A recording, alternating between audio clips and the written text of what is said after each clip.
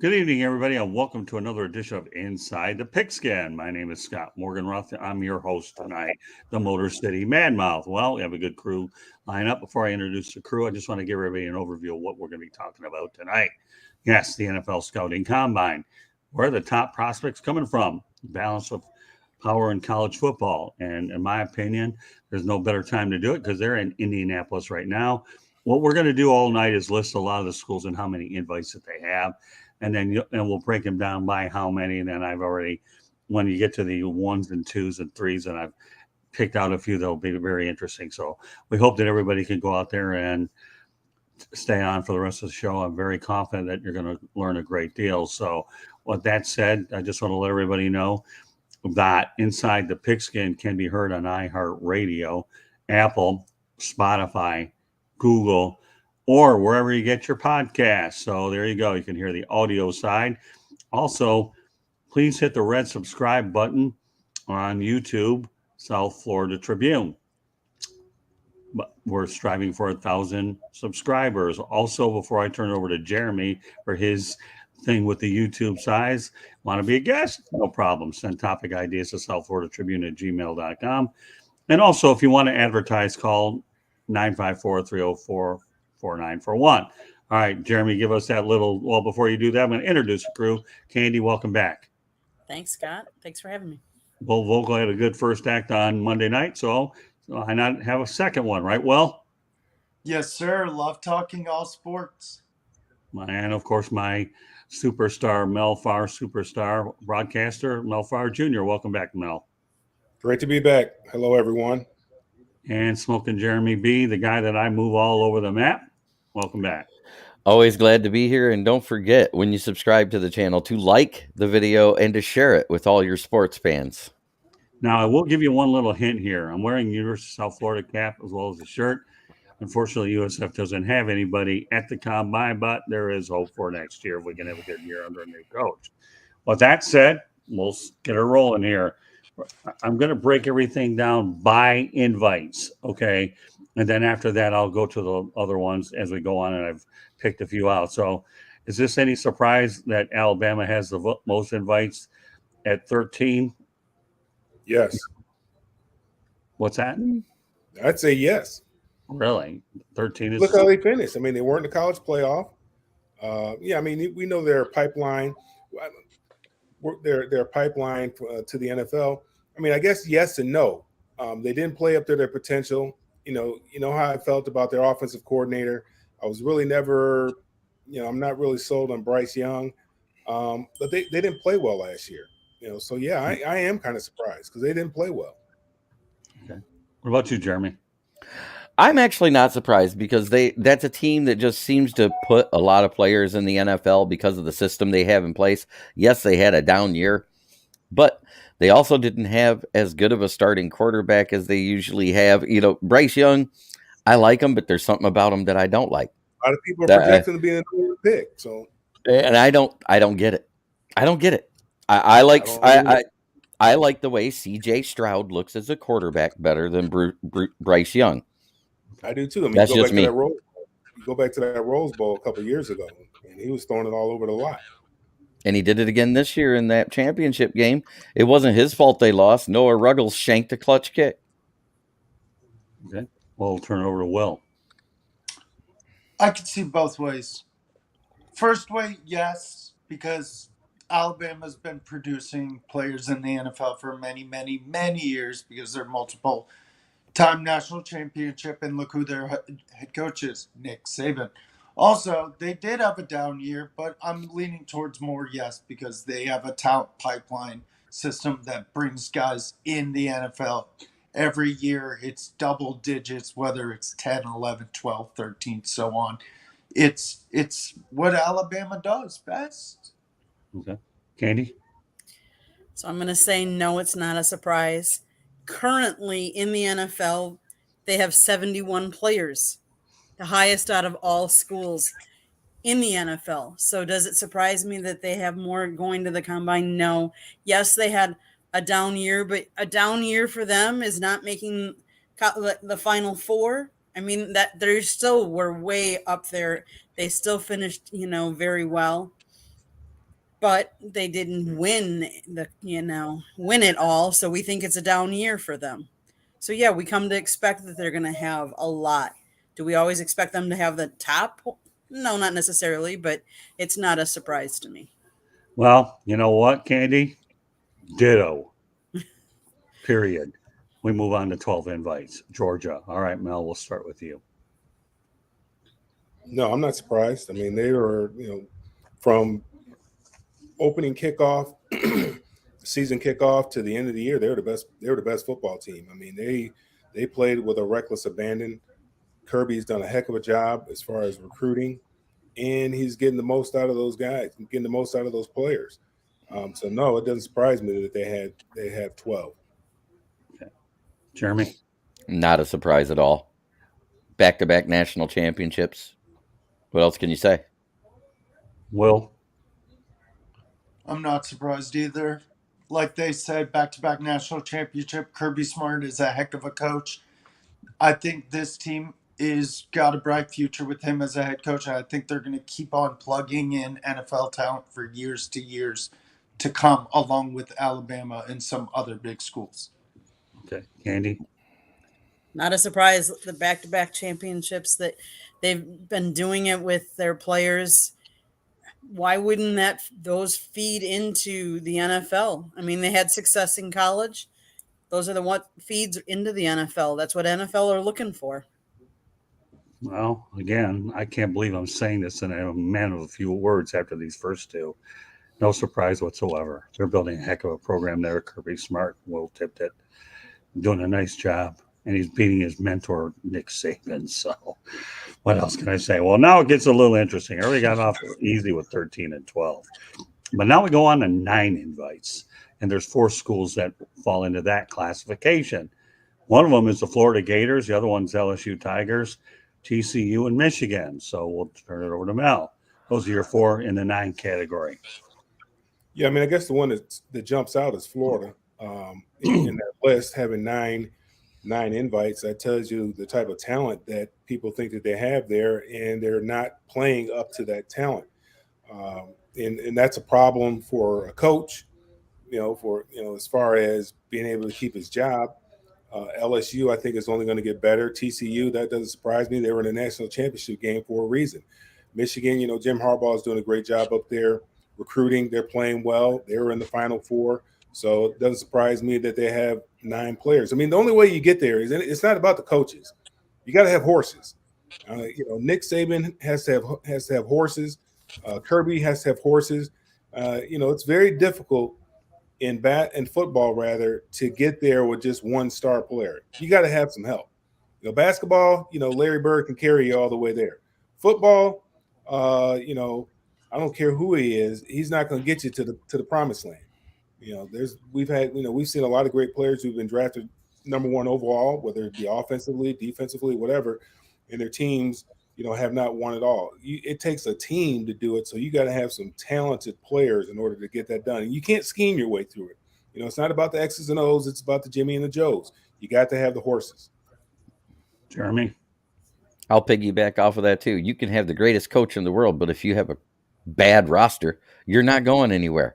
Right. We've seen it many times where guys switch schools and their level that you're used to seeing them that when they were at the big school, they go to the other school and it just falls apart. It happens all the time.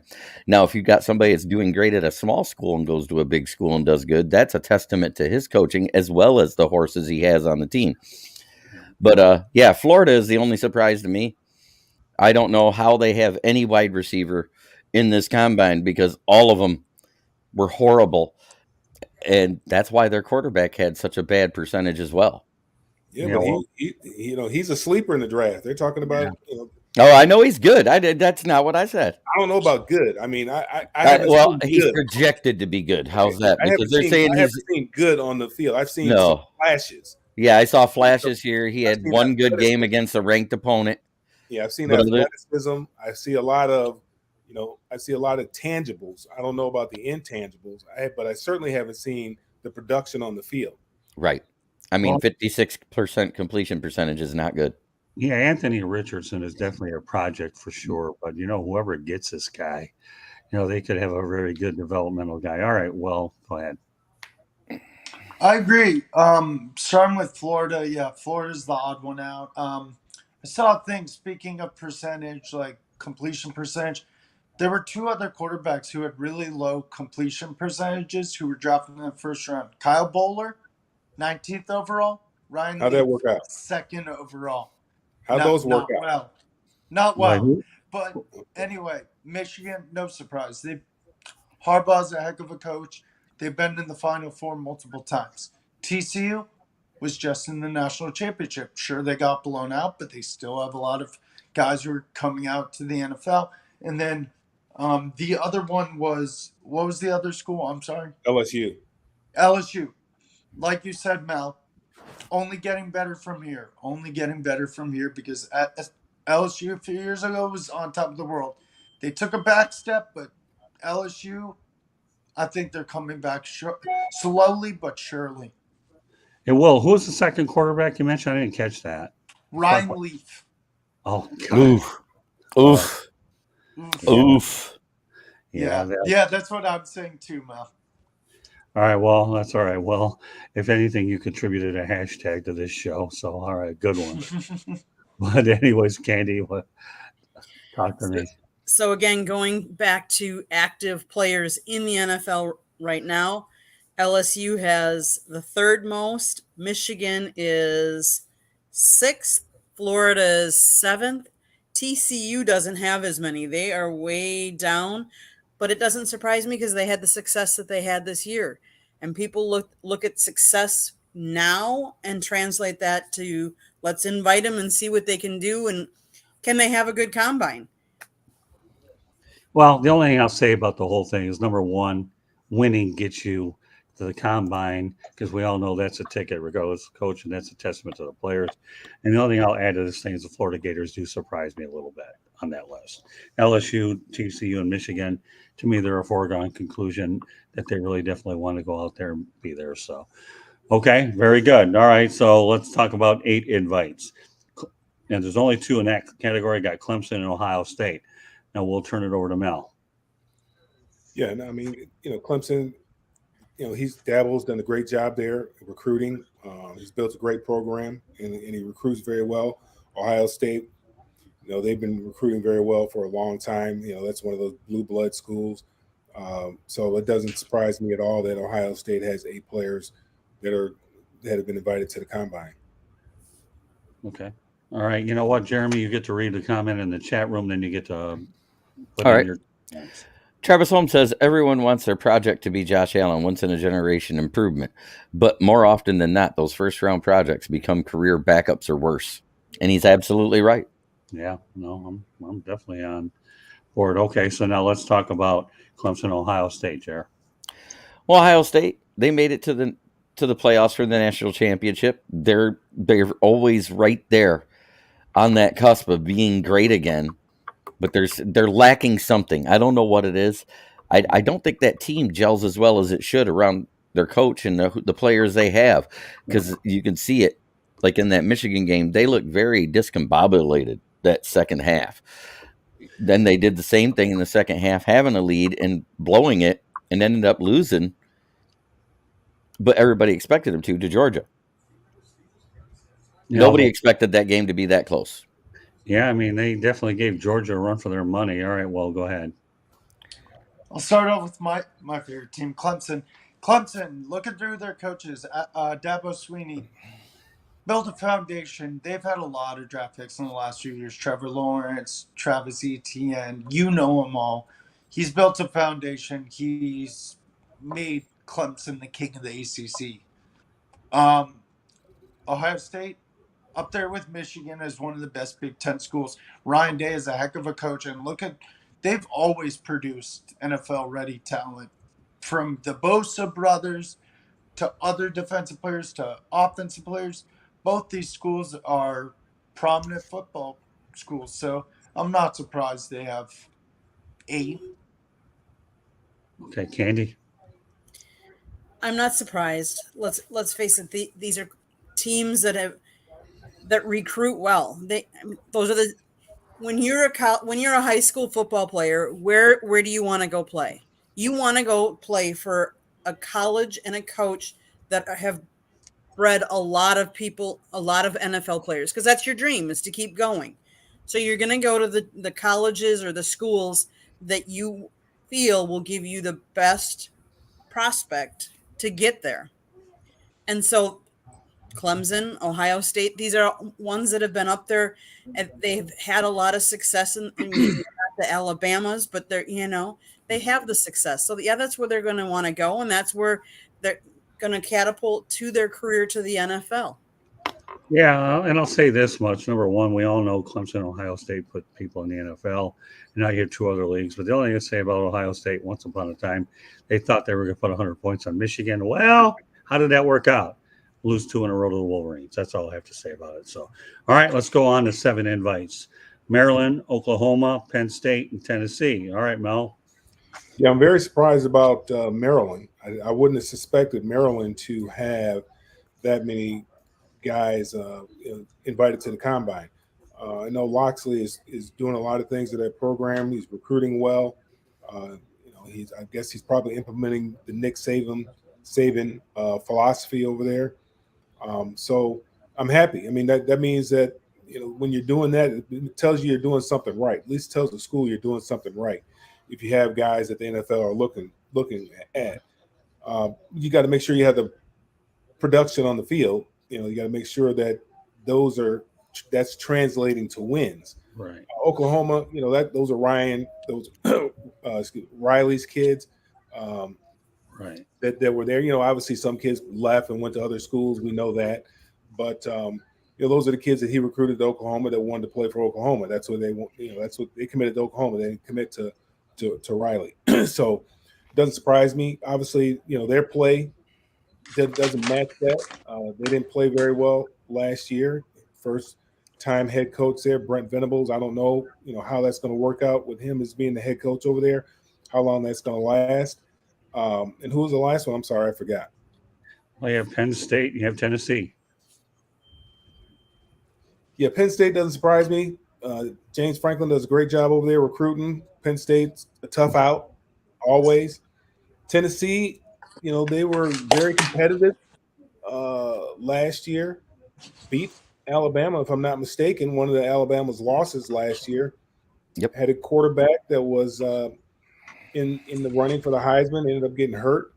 So no, it doesn't surprise me, and I think it's good for Tennessee fans. I think it's good for the SEC, particularly. I think Tennessee plays in the North, if I'm not mistaken, the East. I believe they're in the East, SEC East. So, you have somebody that can compete with Georgia. Because Georgia's just been dominating the East. The West is pretty competitive now. You look at what's going on in the West; they're pretty competitive with LSU. With Lane Kiffin over there. God rest his soul, Mike Leach was there. They, made it competitive over there. Arkansas is playing well, so they need some good teams over in the East to make that side competitive. Give Alabama, a run for. Give Georgia a little run for their money, and so that Georgia knows that each and every week that they're going to have to bring their A game. Jeremy. There's really not a surprise. Penn State has been linebacker U. They put a lot of defensive players into the NFL. They occasionally put an offensive star like Saquon Barkley in the NFL as well. Tennessee, with Hendon Hooker, when they were in, they were electric. They were on fire. They were beating almost everybody until they ran into that buzzsaw known as the Georgia Bulldogs. It's a good group. I don't think there's a surprise there. Well, Oklahoma, Brett Venables adopted Lincoln Riley's team, like Mel said, and kids, when they go out west, want to play for these schools like Oklahoma and Texas and other big schools like that. Maryland, that's the shocker to me. I wasn't expecting that at all. Penn State, James Franklin coaches these guys well. They're one of the premier teams in the Big Ten. And then Tennessee, they bounced back like crazy. Like everyone was shocked. Like Hendon Hooker had a heck of a year, was a Heisman finalist until he got hurt, and beat Bama. And Tennessee was playing like Tennessee of old with Peyton Manning. But yeah, the one that shocks me the most is Maryland, for sure. Candy. I agree. Maryland throws me for a loop. I was really surprised, but you know, Big Ten are sending 63. ACC is 83. So that's a lot, from the Big Ten. So where are they all coming from? So you already mentioned Michigan, Ohio State, Penn State. So there's got to be, a whole bunch yet coming from some of the other schools. So the Big Ten played tough. They have good offensive linemen normally, and good defensive guys. So that was my surprise out of that group though.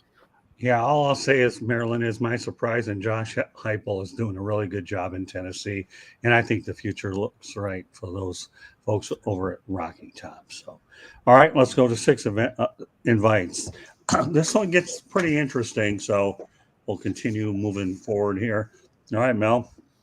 Auburn, Cincinnati, Oregon, Pittsburgh, Cincinnati is now going to the Big 12, I believe. So it'll be interesting to see what happens a year from now. But for present tense purposes, once again, I'll repeat them again: Auburn, Cincinnati, Oregon, and Pittsburgh. Where are you going with this one, Mel?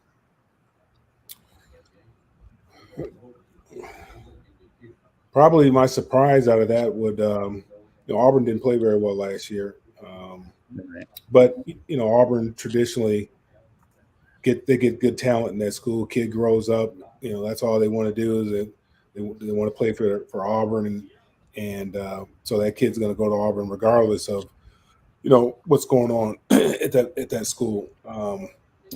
Cincinnati, you look at what they've done over the last few years. They play very, very well. Now Luke Fickell, I think he's left and gone somewhere else, but they've done a great job there. You look at the Rookie of the Year on the defensive side of the ball, Sauce Gardner. I believe he was a defensive back there at Cincinnati. They're getting some talent in there, so it doesn't really surprise me. They're getting some recognition nationwide, so it doesn't surprise me that they have that many guys that are invited to the combine because they, I think last year I think they were in the Final Four, right?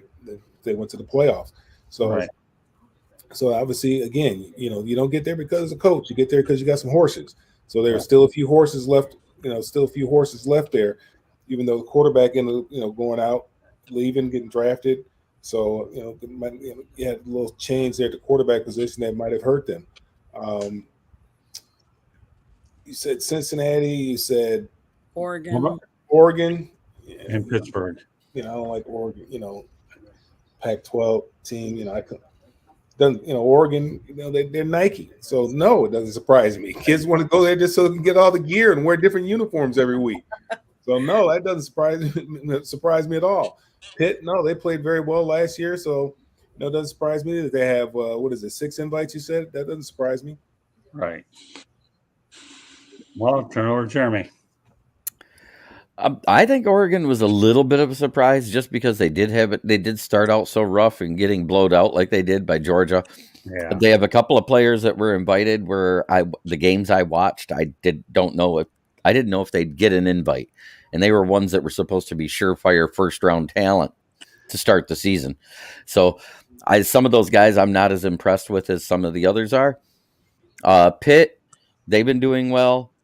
They are very competitive. Cincinnati shows that the new coach is trying to stay in line with what Luke Fickell was doing, and maybe they'll get him back to that playoff type of team. I really don't see any surprises there at 6. It's interesting, but I don't see surprises. All right, Will. So Auburn, that's a little bit of a surprise because they, like Mel said, they didn't play well last year, but they just got Hugh Freeze from Liberty University, which is huge. That's a huge signing for Auburn, and I think it shows for years to come that he could produce some pretty darn good NFL future talent.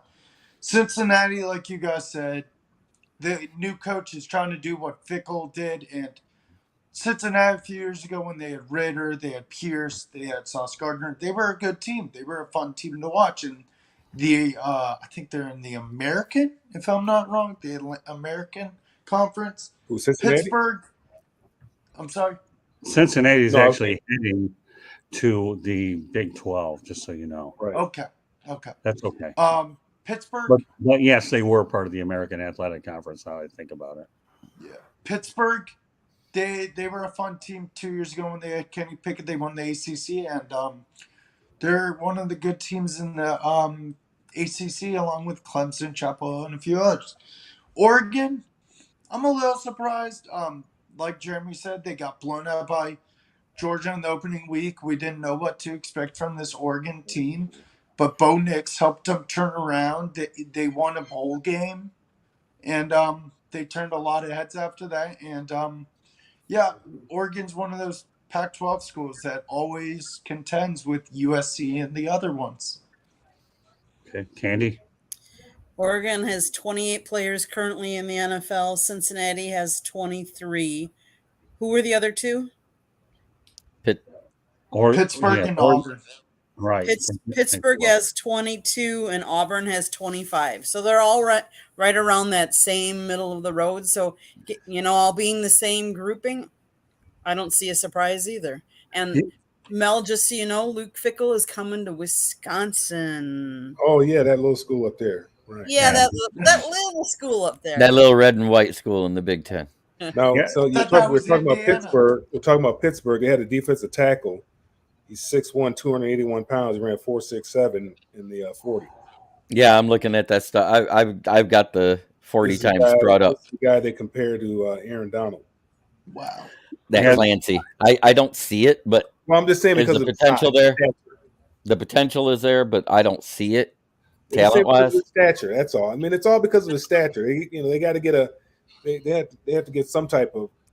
But wait, that's actually a verified 4.67. Yeah, it's 4.67. Yeah, they have to get some kind of comp. They have to have some kind of comp. Yeah, the one I'm waiting to see go verified is the edge and the linebacker out of Georgia and Auburn. It's Nolan Smith and Owen Pappy. If those stay where they are, or Pepo, however you say it, 4.39 they ran. Oh, really? Wow. The only really. Was Nolan the one that was hurt? Yeah, he was the one that was hurt for the national championship, the one that wears the glasses and looks like a Harvard student when he's standing on the sideline. Very intelligent guy when I've seen him in his interviews. I was intrigued by him because I saw that I said last year the way he played in the national championship versus Alabama, he'll be better than Will Anderson this year, and he was while he was on the field. What was wrong? What was wrong with him? I forgot. I believe it was the MCL. What's his name? I think he had a pec or something, didn't he? Or some kind of. There was a couple of them that had injuries there at Georgia, and one was an MCL, one was a pec. And if he's the pec, that's fine. Either way, he's running now, and he's running fast, and it's a verified 4.39 for Nolan Smith. Okay, the only thing I'm going to add to this before we go on to the 5 invites is in this group, Auburn surprises me if for no other reason the coaching situation being in disarray last year. Otherwise, the group is sound, but anytime you have a midseason coaching change like you do, then you wonder how they're going to play. And bear in mind, wasn't it Cadillac Williams that took over on an interim basis for him, and he got him to play hard. So, I always wonder how midseason coaching changes are going to turn out. And I know that they have retained Cadillac Williams, and like you mentioned, Will, Hugh Freeze was a good hire. But it's an interesting group, and that's why I'm really shifting toward Auburn in this group. But that said, let's go over to the 5 invites. I've got a lot of them, so we'll just try to isolate 1 or 2 in this thing in an effort to try to move it along. I'll list you the ones that I have on my sheet, okay?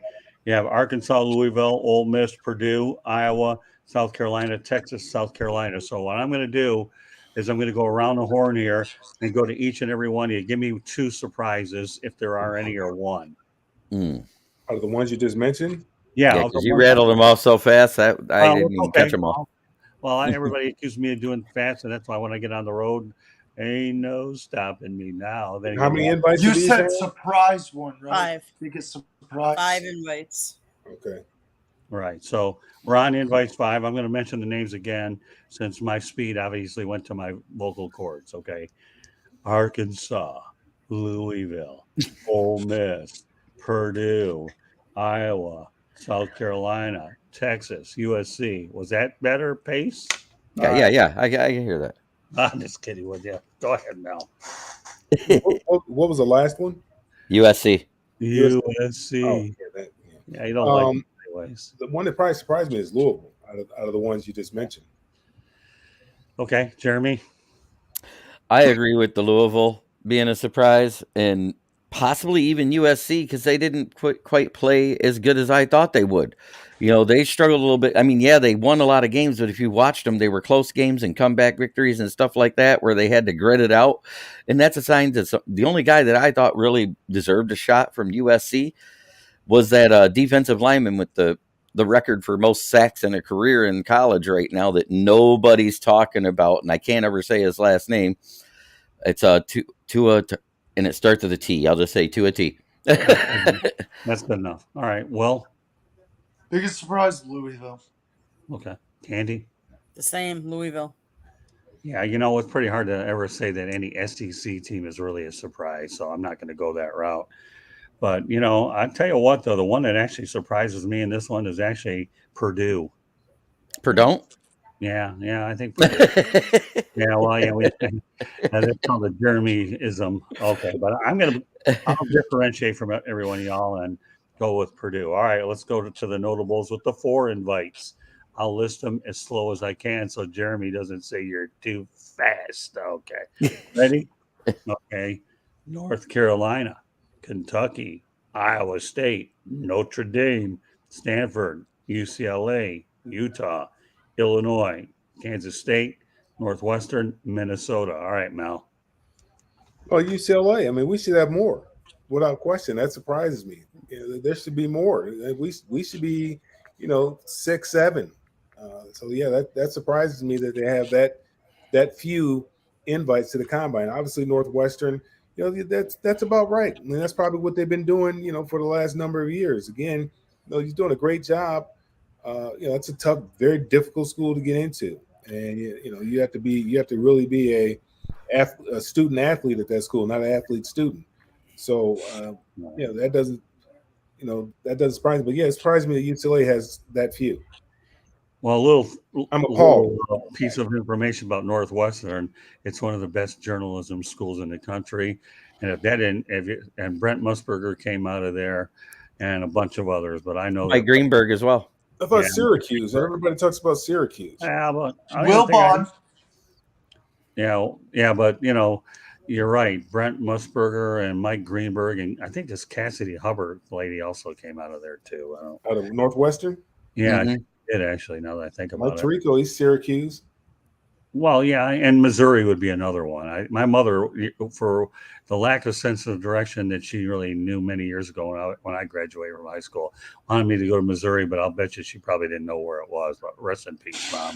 That was a good educated, uneducated advice for a woman that was a very good hairstylist. Okay, so rest in peace, Mom. At least I got you in the show. But all right, go ahead, smoking. The 2 that surprised me, and I agree with Mel, it's UCLA and Utah, both. I thought they'd have more. Both teams. Okay, what about you, Will? I actually agree with these guys. UCLA has produced NFL talent for years. Utah, I thought would have more too because they had a heck of a year, and just it's weird. Yeah, that's what I've got. Okay, Candy. How can I argue with the rest of them? But I also would say that, we think of North Carolina as a basketball school, not necessarily associated as much with a football school. So I guess I would be a little surprised that they have as many as they do. That's the same thing like Maryland. I mean, that's a basketball school. UCLA is too. So just a quick question for Mel Farr because he knows something here. 10-yard split and broad jump deals with the player's explosiveness, correct? Right. Nolan Smith and Owen Pappoe, 1.52. Both verified. And their broad jumps, neither one of them made it towards the top, but they're up there, 10.6. And Nolan Smith, trying to get to his real quick. He might not have done it. And if I'm right, if he didn't do that, then I know that I was right. His was the knee injury off of Georgia. Okay. Yeah, he didn't do the broad jump. Let me mention mine two very quickly. I'm going to go actually Northwestern and Illinois. Us journalists, we're really known for reporting on the news instead of. And Pat Fitzgerald has a tough job there. He really does. The fact that this is a school that once upon a time, I believe, Ara Parsegian coached at. And Barry Alvarez, didn't he come from there too, Candy? I believe he came from Northwestern, now that I think about it. I'm not sure Yeah, about I that. don't know. We'll let her crack research, but I'm going to go with Northwestern and Illinois. Brett Bielema is doing a good job. I could see that number increasing as Bielema goes on. So, all right, we go to the next classification, 3 invites. This is where it gets really interesting, especially since I was choosing them, and there were probably more, okay? But these are the ones that stood out. Wisconsin, North Dakota State, Nebraska, Houston, BYU headed to the Big 12, Texas A&M, BYU, and Boise State. I'll go ahead and say mine last. All right, Mel, what do you got? Go ahead, repeat those. I'm sorry, I was looking up. He had a torn pec, like I said, but go ahead. Okay. Oh, no problem. That's okay. Wisconsin, North Dakota State, Nebraska, Houston, BYU, Texas A&M, and Boise State. Well, there's a couple that just don't sound right there, right? Right. Obviously, I mean North Dakota State and Boise. They played some good football. That 1 year when they beat Oklahoma, but I really haven't heard anything since then. To be honest with you, whatever it was Fiesta Bowl they played in, I think it was against Oklahoma some time ago. I believe it was Oklahoma, but North Dakota State and Boise stand out. I mean, they just jump at you. That they have, some guys that were invited to, which tells you a lot about what they're doing over there as far as they're able to recruit a few guys and develop some guys, get them in the program and coach them up and get them ready for the next level. Have an opportunity to play at the next level. Okay. All right, Jeremy. North Dakota State. Them making it up there out of Division II. It's amazing for those small schools to get that many players an invite. And I think it would be an honor to be from a small school and get an invite like that. All right, what do you think? I know Hunter's at Hunter Lepecki. He's a fullback / running back. I like him. You might be looking at a guy that's probably a day 2 or 3 pick, one of those hidden gems is what I'm thinking. All right, well. Like North Dakota State, like these guys, these small schools, Division II schools, basically get putting out prospects. It's like Jeremy, like Adam Thielen went to Mankato State, which is really small in Minnesota. But yeah, North Dakota State, I know we've had the Trey Lances and the Carson Wentzes, but it's like Mel said, or Jeremy said, it's an honor when you come from a really small school and you go to the NFL. There was a guy from UNC Charlotte who made the NFL a few years ago. And I was like, wow, UNC Charlotte. And they're not known for football. Mississippi State Sun Devils. Come on. Mud Dogs. Mississippi State Mud Dogs, right? No, I thought they're Bulldogs, aren't they? No, I'm talking about the smaller one. Oh, okay. The one that Jerry Rice came from. He went to I'm trying to remember where. He went to Mississippi. Yeah, I know which one. Valley. Yeah, Mississippi. Yeah, Mississippi Valley. I know it was the Mud Dogs. Okay, well, he knows now he has Mississippi Valley. That was HBCU, so that was a little bit different. They are Division I. Okay. All right, Candy. I want to go back to your Barry Alvarez. He actually played for Nebraska. He was a Cornhuskers. He played, but didn't he coach? He coached there as well. Right, that's where I was leading. Okay, so not much difference between Nebraska and Wisconsin, other than it might be a little colder up in Wisconsin. And they're big. Yeah, they're big. Yeah, big guys. Right. Yes. So yes. Candy, give me your choice, Candy. I would say the same. I mean, North Dakota State, 3 invites is still better than, but I would say the same as what they've all said, because none of the rest of them, I mean, you're getting down there, 3 invites. It's an honor to, get invited. So how many on these teams are at the point that they're ready. Because let's face it, the Alabamas and those are getting your one and dones or your two, your 2 years, whereas some of these stay longer and then they get the invites. Okay. All right. I'm going to throw Very all of you for a little bit of a loop here. Okay, you ready? Texas A&M 3 is low. They should have had more. They should have. And I'm going a different direction. That's why I like to listen to y'all. Nebraska, by tradition, should have more. Okay, they really should. And Wisconsin, by tradition, should have more. Enter the coaching change. Now, I expect the numbers of each of those three schools to improve next year. But for those three institutions, 3 seems a bit low as far as I'm concerned. So take it for where it's worth. I know where everybody was going. You want to go, and Florida Atlantic is starting to pick up a little bit of ground too. They made a pretty good hire with Tom Herman. We'll see how that all plays out. Two more classifications, and these are the ones that stood out to me.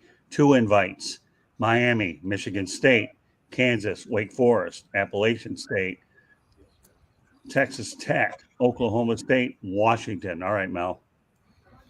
Yeah, I mean, Washington kind of jumps out because Washington traditionally has a pretty good football program, does a really good job in recruiting. Obviously, Miami jumps out because I grew up in that era when Miami was dominating the college football landscape, and they were today's Alabama.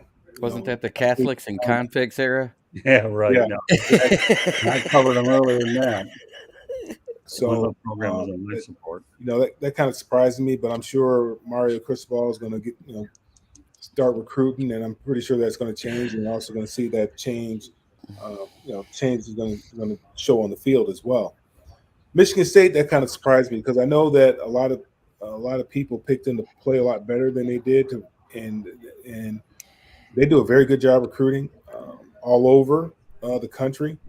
And for them to only have that few combine invites is surprising, but a lot of it has to do with how well they played on the field, and they didn't play very well this past year, unfortunately. Right. So obviously professional teams aren't flocking there to go look and see what kind of talent they have over there, because based on the performance, obviously they probably didn't have too much talent over there. But it does surprise me because Michigan State traditionally has a pretty good roster of football players, and as far as a pipeline to the NFL as well. Okay, Jeremy. Well, Michigan State was no surprise to me because I saw a lot of them being here in Michigan, and they did not look good. And the wide receiver and the D tackle that I see going there, they deserve their invite because those are the guys that played hard the whole season.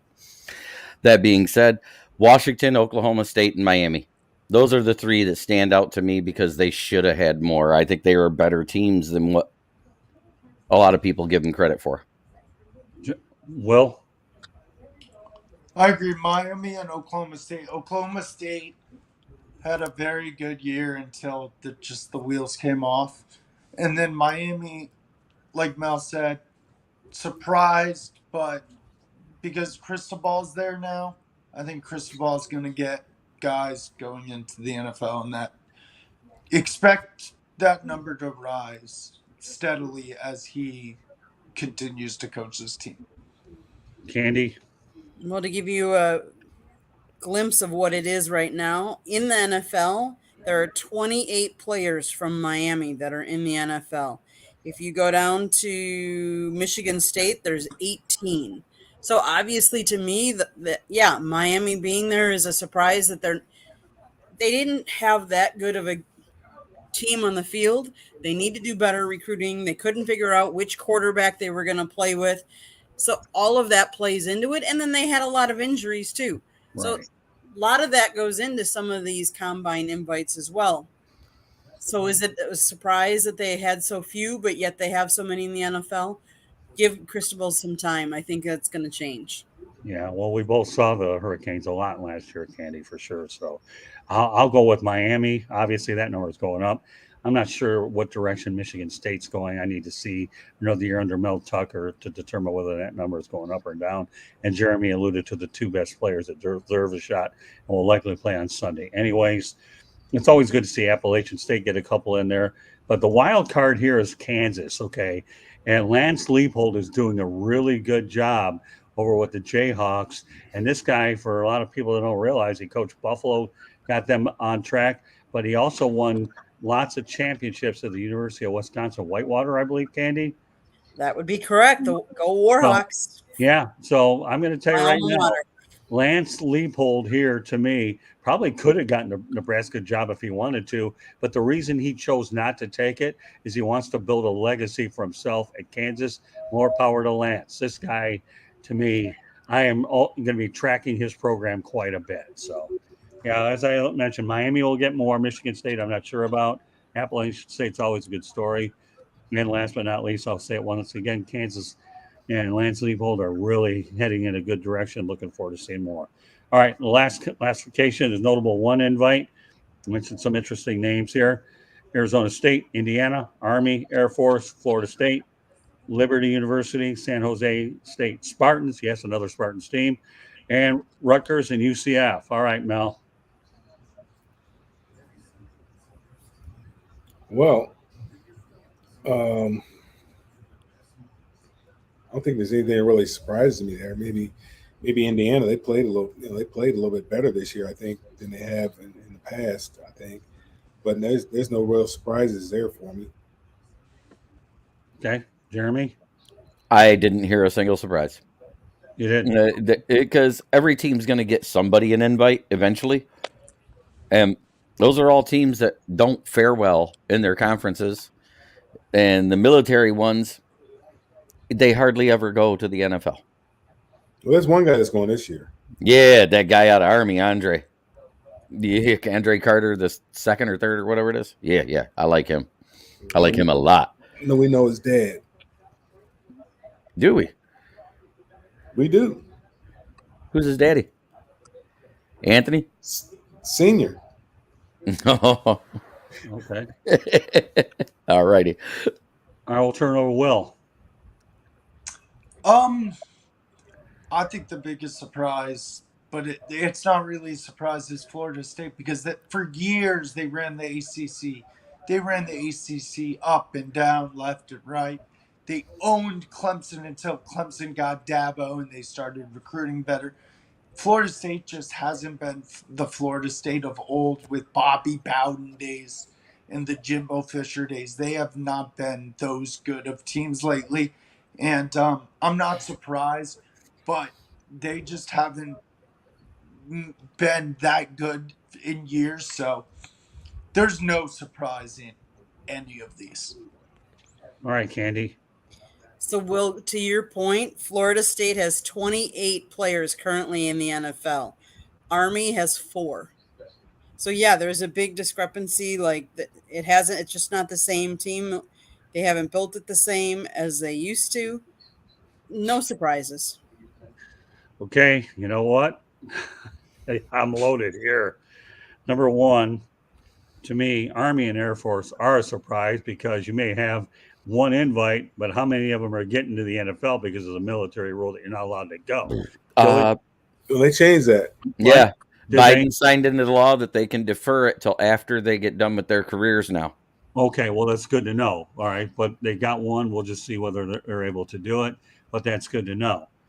But the other one that intrigues me is Liberty University because Hugh Freeze left there, and they were really on a nice run there for a while. And yes, Florida State is going in the right direction with Mike Norvell, I believe, Candy.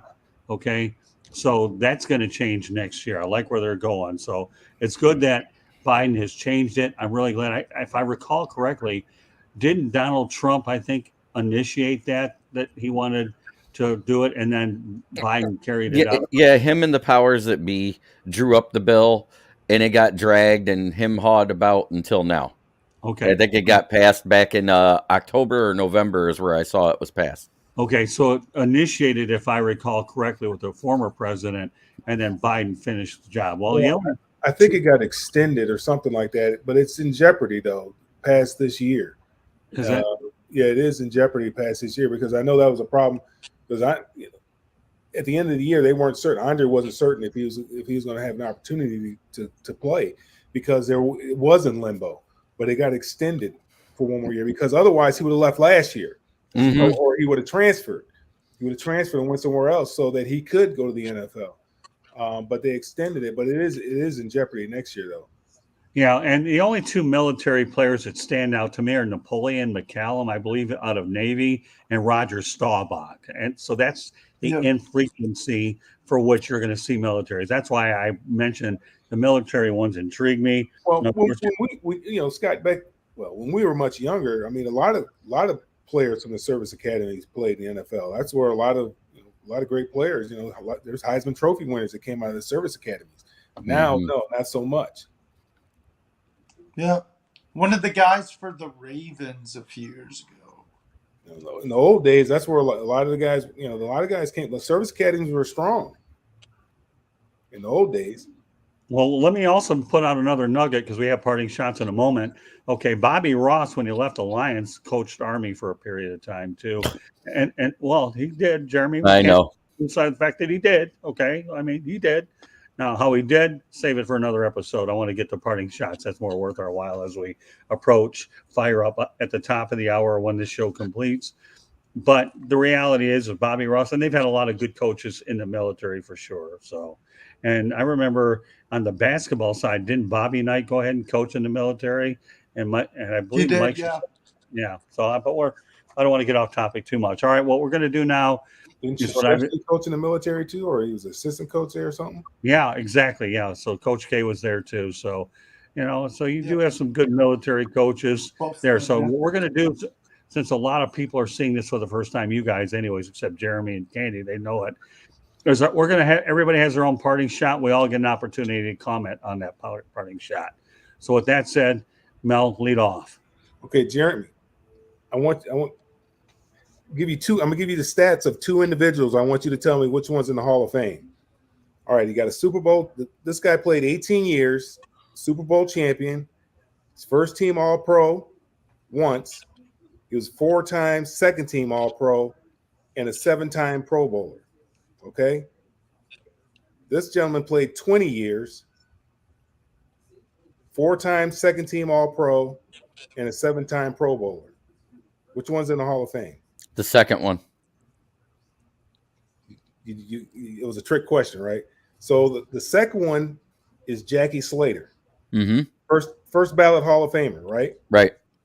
The first one is Lomas Brown. And he should be. Why is he not? Why is he not ever? The Detroit hate. The Detroit hate. Come on now. Why has he never been a finalist for the Hall of Fame? Because he played here. Me and my brother were looking at this last week and we couldn't understand it. I immediately got on my computer and emailed a couple of reporters that I knew up in Michigan and demanded that they do something about this. Mm-hmm. I mean, this is a slap in the face to us Detroiters. Now, what I need you to do is because anybody can nominate someone for the Hall of Fame. You have to mail a letter to the Hall of Fame. So I need you to mail a letter to the Hall of Fame nominating Lomas Brown, and to see if we can't get some. You know who else I'm throwing in there? Think about it. 3-time All-Pro, 3-time leading wide receiver in the NFL, played on the same team as Lomas Brown, Herman Moore. Yeah. Yeah, actually, you know what, though? Let me tell you this. I worked with Lomas Brown when I was covering the Lions, and he's a Florida Gator, too, just so you know. Yes, he is. Yeah, he is. And Lomas and I had a lot of fun because, obviously I have a big history in the state of Florida now in Lomas, so it's pretty neat. And I got to know him real well. I think I have his number in my phone somewhere, but I know he's busy. At some point, maybe I'll try to reach out to him. But, yeah, Lomas Brown definitely belongs on the Hall of Fame. So are you classifying that as your parting shot, that Lomas Brown? It. Okay. All right, Jeremy, comment on it. Lomas in the Hall of Fame. I want to get Lomas, Herman Moore. He deserves to be there for what he did in his short time of career. If he could have played as long as Calvin Johnson wouldn't have had a single record as a Lion. Okay. Calvin played 9 years, right? Yeah. And Herman played. He played a little 6 longer. He played. That's all he played was 6. I thought he played longer. No, remember he got injured, went to Buffalo, and then got injured again and retired. Another guy that deserves consideration is Kevin Glover. Yes, I agree. All right. Okay, Will? My parting shot is... No, Will, you comment on it. Oh, I'm sorry. I was confused. Okay. Yeah, no, I agree. I agree. Lomas Brown should be a Hall of Famer. Steve Smith should be a Hall of Famer. There's a lot of guys who should be Hall of Famers, but they're not. That's okay. All right, Candy. I agree. Put them in. Yeah, no complaints. I'm always going to be biased toward Lomas Brown. I work with one of the classiest people on the planet. I believe he does broadcasting. I think he does broadcasting with the Lions. I think he's alongside of Dan. There's a radio. Yeah. Yeah, right. All right, Jeremy, your parting shot. And guess what? We got work to do afterwards, and Candy might be drafted into this next episode too. So yeah, everybody can be wowed by the quarterback class that is coming out right now. They should really start paying attention to this edge linebacker group that's running right now. We have 11 players with a sub-verified 4.5. Okay. And most of them are DNs, not linebackers. Okay. That's huge. Because what is the one thing you need to improve a bad secondary? A good pass rush. Right. Okay. All right, Will. What do you think, Bill? I agree 100% what he said. Okay, fair enough. Candy? I think you look at the whole body of work. Yes, you look at the combine, but you also look back at some tape too, and make the best decision for your team, what you need, but don't lose sight of what these guys are doing. Okay, Mel. Yeah, I mean, the people that make the money are the quarterback and the guys that get after the quarterback. Right. So when you have that kind of speed, that kind of straight line speed, and you're going against a big 300, 330-pound lineman, he's got to go backwards, and you're running forward. I mean, that's tough, man. That's tough. But I saw that Lane Johnson, he ran like a 4.7, if I'm not mistaken, the offensive lineman from the Eagles. But yeah, I mean, that's impressive. Okay. All right. Well, I concur. You need to be able to go after the quarterback these days and make life very miserable. I remember the one gaffe the Lions made on a draft day was when they went out and traded for, was it Pat Swilling, I believe, and New Orleans got Willie Rofe. They didn't quite work out, but boy, when I was covering the draft, Wayne Fonz had his cigar out there raving about it. He wasn't raving about it when he didn't have a job 2 or 3 years later, but nevertheless, his intentions good. Put Joe Smith's number back in the circulation. Yeah. His intentions were good, but unfortunately, it didn't quite work out because I think Willie Rofe ended up in the Hall of Fame. All right, well, let's go to your parting shots. I think Pat Swilling is too, isn't he? I'm not this didn't do much for the Lions. It was at the end of his career. Right. That's true. Okay, look for these hidden gems in sports, the small school guys. Damian Lillard, Weber State. Mankato State for Adam Thielen.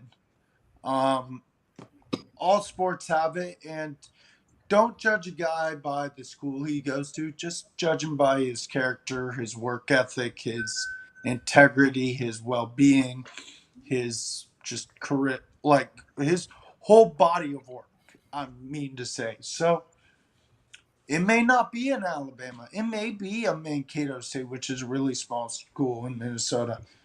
So, yeah, don't judge by school or basis like that. No, that's a good. I like that one, Will. All right, Candy, respond to Will. I agree. I mean, yes, your Alabamas and your ones are the teams that get the most people in the NFL, but sometimes that doesn't mean that they're the best player. Look at the whole body of the work for the individual. Look for somebody that you want on your team that's going to complement your team as well. And someone that also, face it, is going to be coachable and represents your team the way you want them to. Yeah, the only thing I'll say about what Will's comment is, never heard of Walter Payton? Guess what? It was really good. Out of Jackson State. End of story. Well, Mel? Well, to be fair, the competition at Jackson State at that particular time was a lot better than what it is right now. There was a lot of guys. I mean, that was a pipeline to the NFL. That's where a lot of guys got their opportunities to play, particularly at the quarterback position. Was at the HBCUs, but the competition was a little bit different then. I would say that you got to judge the body of work, and I understand that there are some hidden gems in some of those schools.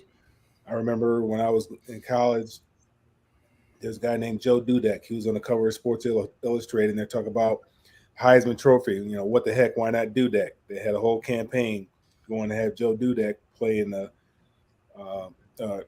win the Heisman Trophy, and I had the pleasure of playing with him when I was in Denver. And there's, you know, I can't remember what school he went to. Gordy Lockbaum. There's another guy that they're talking about Heisman. You know, he broke all of Walter Payton's records, I think it was, at some D2 school. And sometimes, you know, sometimes there are some people who, like Josh Allen, who people just miss.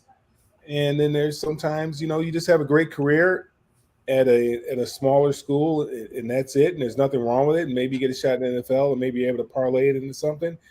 And maybe you don't. That's fine. But, you know, there's a reason why Alabama has the number of players in the NFL that they have, and Georgia has the number of players in the NFL they have. Michigan has the number of players they have, and so forth and so on. There's a reason. They're a pipeline. And the surefire way, or one of the best ways to get there, is to go to one of those big schools, one of those big brands, one of the blue blood schools, if you want to get to the league.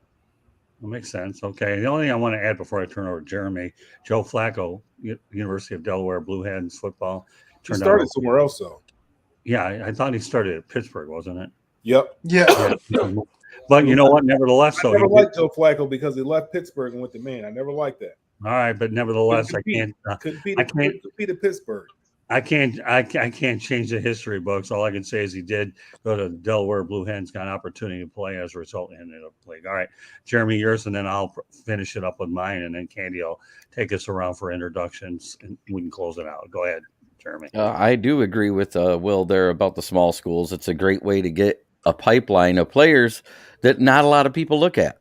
Another guy I want to talk about, the kid out of Incarnate Word. I wish I could remember his name right now, but it's the quarterback out of Division II that made it to the semifinals last year.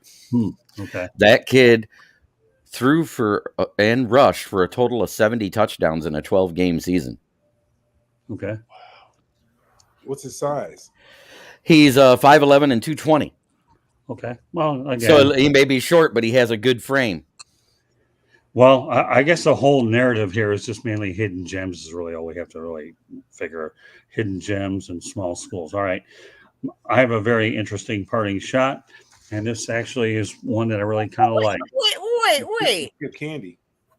Can I get my parting shot? Yeah, you do. I'm sorry. What are you doing, all right, Scott? Candy. That's all right. She checked me at the gate. I'm just kidding. Boy. I'm messing with Candy.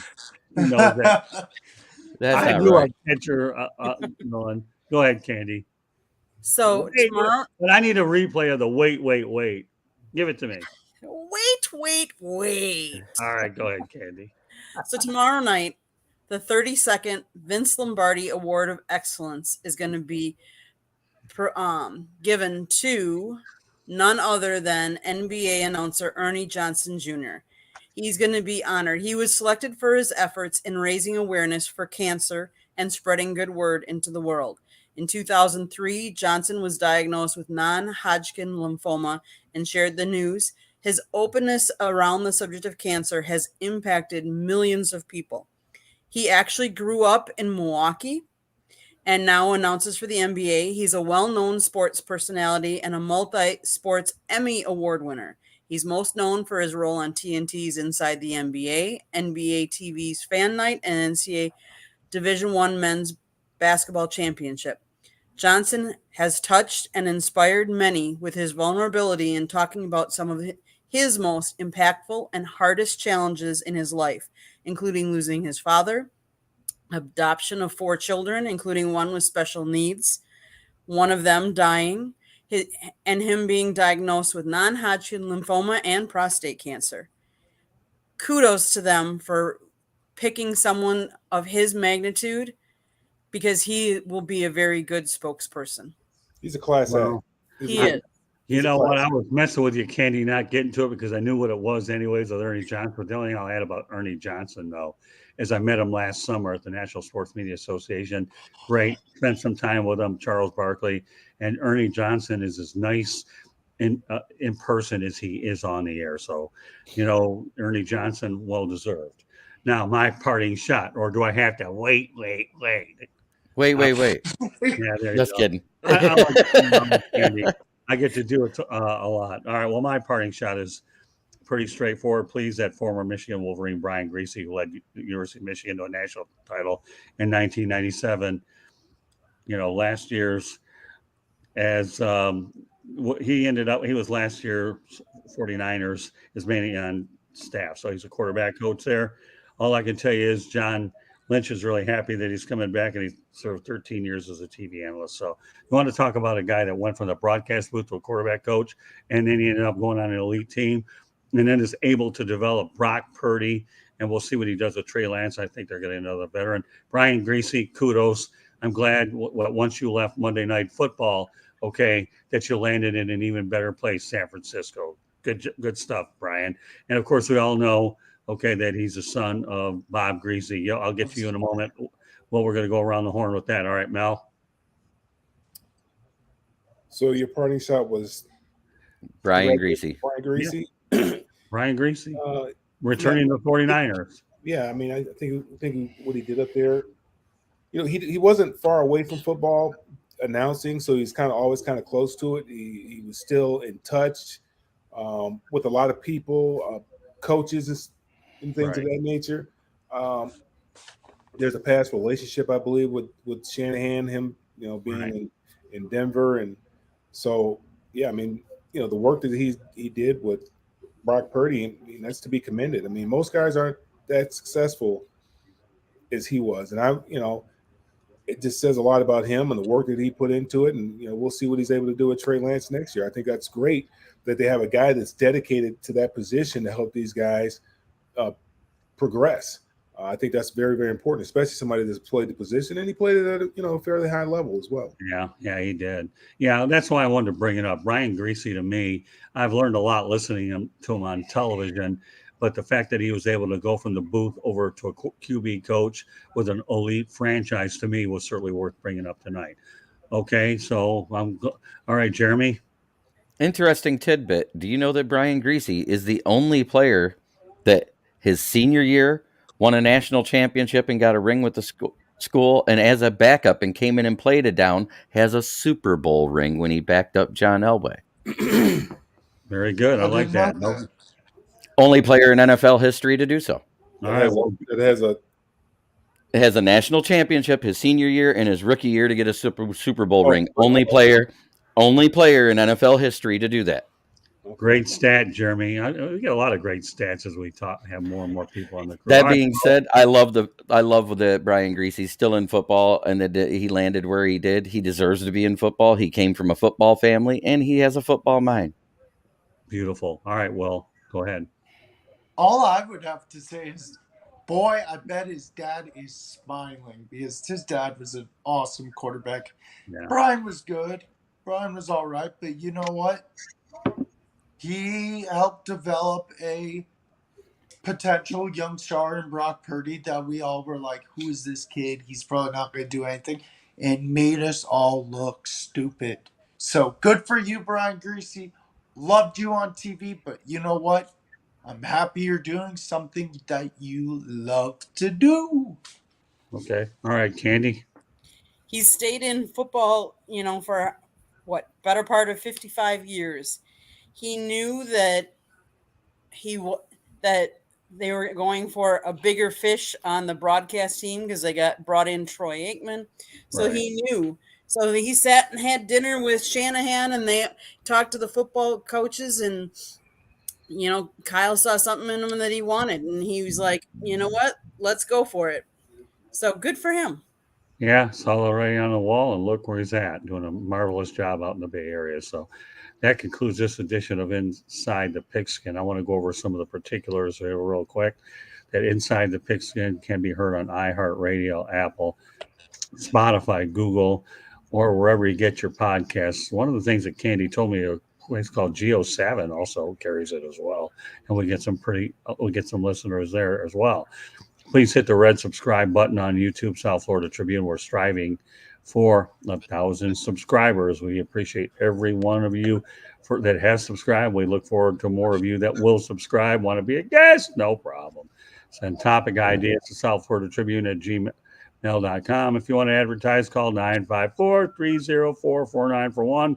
We'd love to put the name of your company out there while we go out there and work hard to deliver the strong content that we work towards delivering every show in and out. So with that said, Candy, take it home well, first of all, let everybody know how they can get a hold of us. Go ahead.